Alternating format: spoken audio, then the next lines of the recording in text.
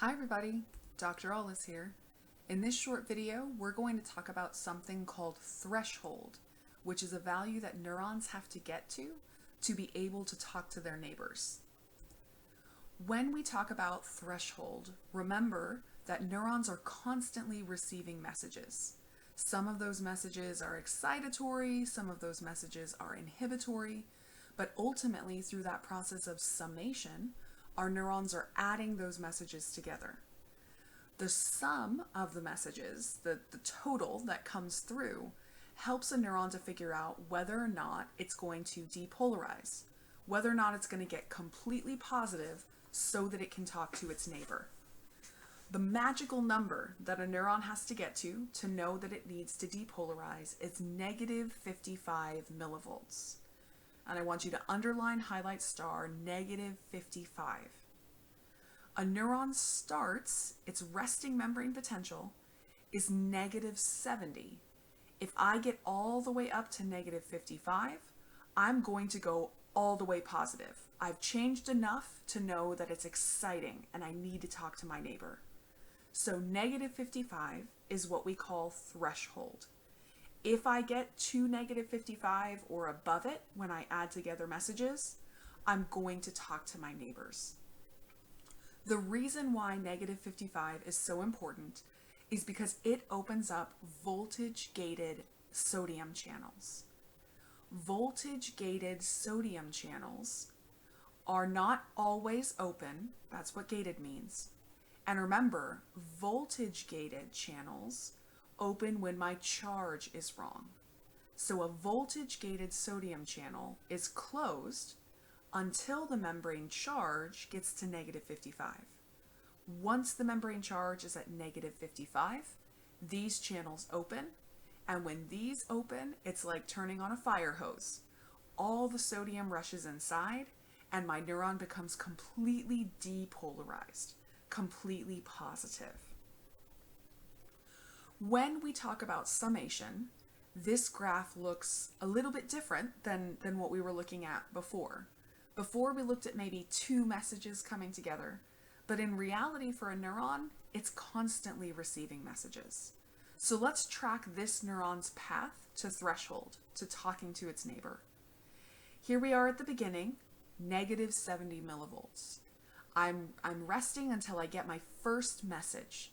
The first message I get is an excitatory message. It makes my membrane charge go up. Remember, when the membrane charge goes up, this is called an EPSP, an excitatory postsynaptic potential. While I'm still positive for my last message, I get another message that's also excitatory.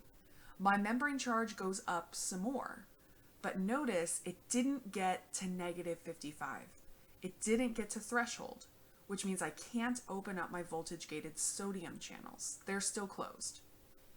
And while I'm not getting to 55 yet, I also get an inhibitory message. This inhibitory message makes my membrane charge go down. Then I'm not hearing anything. I'm going to work my way slowly back to resting membrane potential. I get another excitatory message, but then I get another inhibitory message. But notice at this point, I got a really big excitatory message. And that excitatory message was big enough to cause me to hit threshold, to hit negative 55 millivolts. Once I get to negative 55, I'm going to go all the way up to positive 30, and I'm going to be able to talk to my neighbor. So when you look at summation, it's going to start with our chemically gated channels on the dendrites. That's where these EPSPs and IPSPs come from. Ultimately, we're adding together those messages at the axon hillock. That's where they get put into that blender that we talked about. And what comes off or comes out of that blender is going to go down into the axon.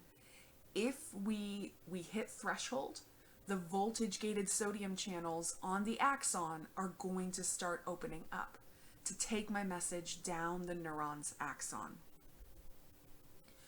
Quick reminder for us of the two kinds of summation that our neurons do.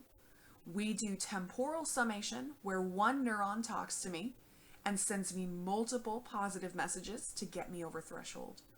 Or we can do spatial summation, where I get positive messages from multiple different neurons. But remember that spatial summation can also include IPSPs as well, inhibitory messages. If I get an inhibitory message that's just as big as, or even bigger than my excitatory message, they're going to cancel each other out, and I'm not going to reach threshold. So for a neuron to be able to talk to its neighbor, it's got to hit threshold. Whether that's through spatial summation or temporal summation, either way we're adding together messages, and those messages are enabling a neuron to go through the process of depolarization.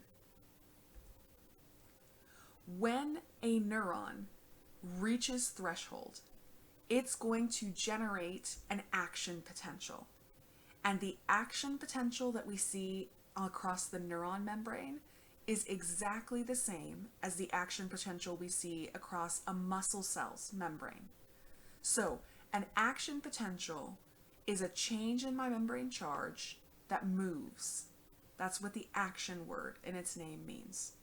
So, an action potential starts with the voltage-gated sodium channels right next to the axon hillock.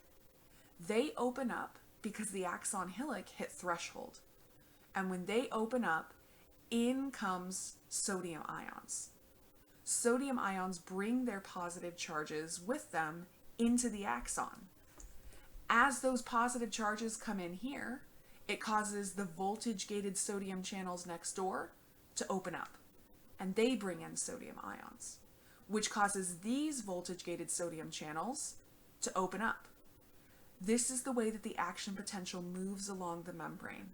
Voltage-gated sodium channels keep getting opened up because the charge keeps changing. But remember, just like in muscle cells, an axon does not want to stay positive forever. It wants to get back to -70. -70 is normal. That's where it wants to be. And we use voltage-gated potassium channels to repolarize the membrane, to get it back to -70. So as soon as a membrane gets completely depolarized, its charge went all the way to +30. Right after that, voltage-gated potassium channels are going to open up to get it back to -70. And right after this part gets to +30, we're going to bring it back down to -70 using those voltage-gated potassium channels. When we talk about moving an action potential across the axon of a neuron, we have to constantly be remaking this signal. Here's why. If I only had voltage-gated sodium channels at the very beginning of this axon, and I don't have them anywhere else, I'd let in a bunch of sodium right here, but as that sodium moved down the axon, it would get smaller and smaller in concentration. It would dissipate. And when that happens, the message that that sodium is bringing would be lost.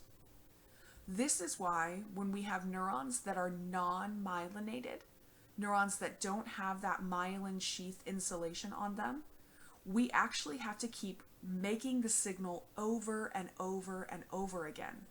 So just as a signal starts to get a little bit weaker, we'll open up some new voltage-gated sodium channels to let more sodium inside.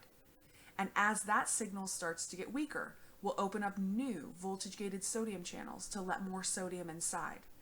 I have to do this repeatedly as I'm going down a neuron's axon that doesn't have myelin, because what happens when I don't have a myelin sheath is I lose that signal. It starts to decay. If I do have a myelin sheath, the signal is insulated, or it's going to stay strong for a longer period of time. Now I have to remake it fewer times than I did before, and I'm going to be able to send it a little bit more quickly. So in myelinated neurons, we're also remaking the signal, but we're not doing it every 5 feet like we are up here. Maybe we're doing it every 15 feet. Now, your neurons are obviously not this many feet long, but it's a good mental analogy to think of.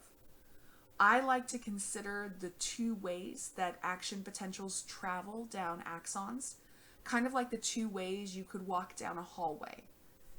If you are a non-myelinated axon and you're walking down a hallway, you have to open every single door in that hallway.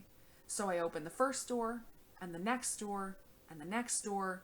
I'm trying to rush down the hallway, but every time I see a door, I have to stop and open it. That's what happens when you don't have a myelin sheath. When you do have a myelin sheath, you're going down that hallway, but you only have to open every third door. So I start in the hallway and I get to skip 1 and 2. I'll open up door 3.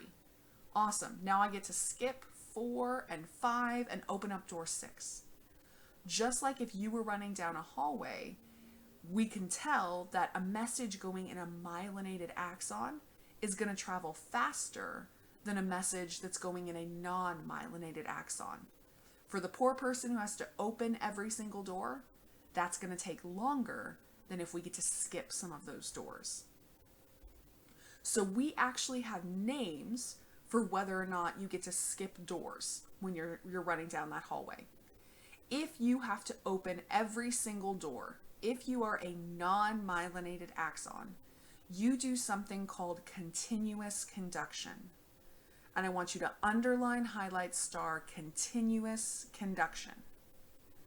Continuous conduction means that I am continuously remaking my signal. I constantly have to open every door, or I constantly have to open every voltage-gated sodium channel. If you get to skip some of those doors, or if you get to skip part of the axon, this is called saltatory conduction. Let's underline, highlight, star saltatory conduction. Saltatory conduction is what we do in myelinated neurons. This is going to allow us to not have to reopen every single voltage-gated sodium channel all across the membrane. So I mentioned this before, and we'll put it in text here. Continuous conduction happens in neurons that do not have myelin, non-myelinated neurons, whereas saltatory conduction happens in neurons that do have myelin. In continuous conduction, we're continuously remaking our signal, whereas in saltatory conduction, we only remake that signal at places called the nodes of Ranvier. Nodes of Ranvier are these little spaces that we see here in between the parts of the myelin sheath. The only places you'll find voltage-gated sodium channels on a myelinated axon are these nodes of Ranvier, these spaces in between the myelin sheath. Just as we had in our analogy of running down the hallway, continuous conduction is going to go more slowly. It's going to take more time because we keep having to remake the signal. If we don't have to remake the signal, if we're not opening every door, we're going to send messages more quickly. Wink, wink, nudge, nudge. We have a nice little compare and contrast table here, comparing continuous conduction to saltatory conduction. You know how Dr. Ahles is. I love to do compare and contrast questions. So make sure we know the differences between continuous conduction and saltatory conduction, the two ways to send messages down a neuron's axon.